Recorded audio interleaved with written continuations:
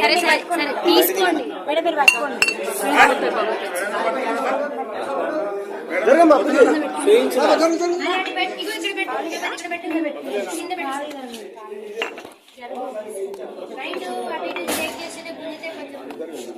జరగమ్మా ఒకటే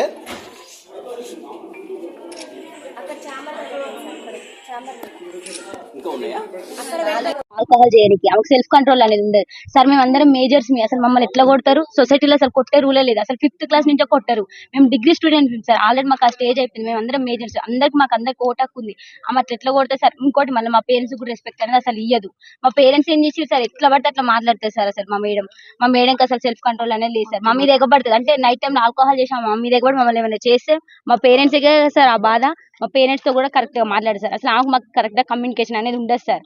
మీరు alcohol ACT madam ఆమెకు బాగా సపోర్ట్ సార్. మేము నైటే పట్టుకున్నాం, అందుకనే ఇంత దాకా రావాల్సి వచ్చింది సార్. డిమాండ్స్ ఏందమ్మా?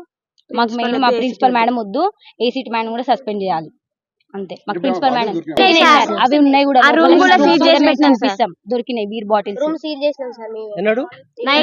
నిన్న నైట్ అసలు పడుకోలేదు సార్. ఏం జరుగుతుందో అని చాలా భయంతో అసలు పడుకోలేదు. ఎవరు క్యాంపస్ మొత్తం ఒక్కరు కూడా పడుకోలేదు. అందరం భయపడుతున్నాం సార్. నెక్స్ట్ ఏం జరుగుతుందో అని వాళ్ళ కొడుకు వచ్చి ఇక్కడ ఉన్నాడు సార్.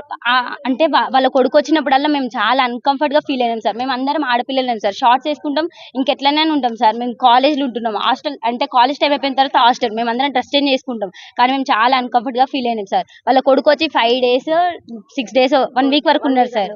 అట్లా ఎట్లుంటారు సార్? అసలు అది రూల్ ప్రకారం ఉండొచ్చా సార్? బయట కూర్చుంటే మమ్మల్ని బయటికి రావద్దనే సార్. 3 years 4 years అయితే ఓకే సార్, కానీ మా ఏజ్ పర్సన్ అట్లా ఎట్లుంటారు సార్ హాస్టల్లో? అమ్మాయిలు అసలు ఇది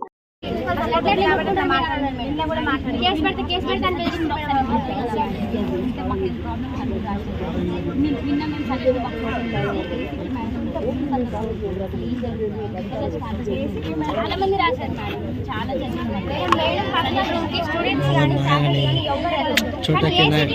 ఏం పని అసలు ఎందుకు వెళ్తారు? ఆమె మేడం పర్మిషన్ లేకుండా ఆమె ఆబ్సెన్స్ లో ఉన్నా అయినా కూడా అసలు అట్లా రూమ్ ఓపెన్ చేస్తారు. అన్ని చేసి ఆమె